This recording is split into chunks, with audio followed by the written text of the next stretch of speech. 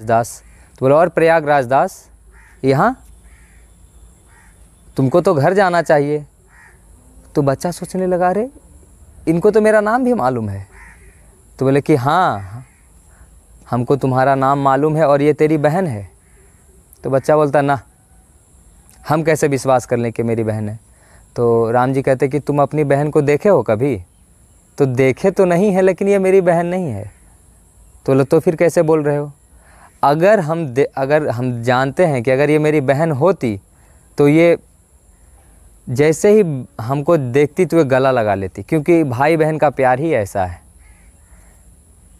गला लगा लेना चाहिए। एक दूसरे को लगा लेते हैं गले, तो भाई बहन का प्यार तो अटूट है। तो सोचा कि जब सीता जी सोच में पड़ गई कि हाँ ये बात तो सही है, तो फिर वो बालक को सीता जी गले में लगा लेती है, गले लगा लेती है और बोलती है कि कैसा है भाई, मेरी माँ कैसी है, तुम इतने छोटे उम्र में यहाँ आ गए हो, डर नहीं लगा? तो बोला डरना क्या है, बहन के पास मिलने आ रहे थे तो डरना क्या है। तो बोला अच्छा ठीक है। फिर सीता जी राखी बांधती है, उसके बाद मिठाई खिलाती है।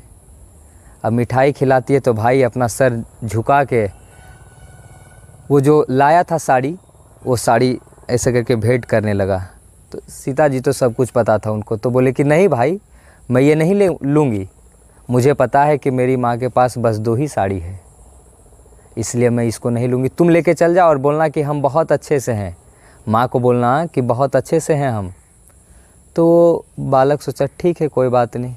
फिर बालक को देखा, फिर धीरे धीरे वो दृश्य अदृश्य में बदल गया और बालक रोने लगा कि बहन का तो दर्शन हुआ पर हमको ले नहीं गए वो। फिर वहीं रोते रोते सुबह हो गया, वहाँ सुबह हो गया, खाया पिया भी कुछ नहीं था। सुबह हुआ तो वहाँ एक आश्रम था, वहाँ एक ऋषि मुनि थे। ऋषि मुनि बोले कि लगता है इसको भगवान का दर्शन हो गया है। तो बोले कि बालक इधर आओ, क्यों रो रहे हो? तो बोले नहीं हमारी बहन थी, चली गई हमको छोड़ के यहाँ। तो उनको तो पता लग गया कि ये इनको भगवान का दर्शन हो गया है। तो बोले कि अच्छा कोई बात नहीं, तुम चलो। तो अपना आश्रम में लेके उनको स्नान वगैरह कराया, आराम से कपड़ा लत्ता जो भी था पूरा बदला के वहाँ बैठे और भगवान का चर्चा होने लगा। तो वहाँ से 2 लड़की आती है और बोलती है कि हमारे घर में सत्यनारायण भगवान का कथा था, तो ये लीजिए आप भोजन प्राप्त करें।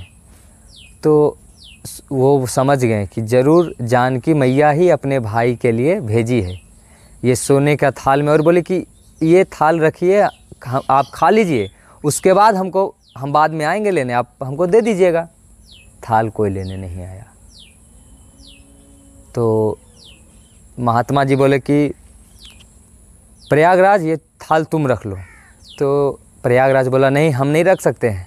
तो बोले क्यों? तो बोले नहीं हम नहीं रख सकते, आप रख लीजिए। तो बोले महात्मा जी नहीं हम भी नहीं रख सकते। तो सरयू किनारे नदी में वो जो थाल था वो नदी में दहा दिए, प्रवाह कर दिए। फिर अब वो बोलते कि अब हमको आज्ञा दें, अब हम घर जाते हैं। जब वो घर पहुंचते हैं तो माँ बोलती है कि कहाँ गया था? तो बोले कि वही बहन के पास गए थे। तो बहन के पास? तो हाँ देखो राखी भी बांधी है। अब वो तो माँ सोचने लगी अरे इसकी बहन तो कोई थी नहीं, आपने मेरी लाज रख ली। सीता मैया को भगवान राम को प्रणाम करते हैं, उसकी माँ करती है और बोलती है कि आपने मेरी लाज रख ली, नहीं तो मैं अब क्या मुंह दिखाती। तो यही है कि देखिए अगर कोई भी इंसान अगर कुछ भी चाहे, कुछ भी संभव है। राखी, वो बालक जब सोचा कि हमको राखी बंधवाना है तो देखिए भगवान खुद सीता मैया बहन के रूप में आई और राखी बंधवाई। तो राखी का इतना महत्व है, खुद भगवान भी आते हैं राखी बंधवाने के लिए, बांधने के लिए।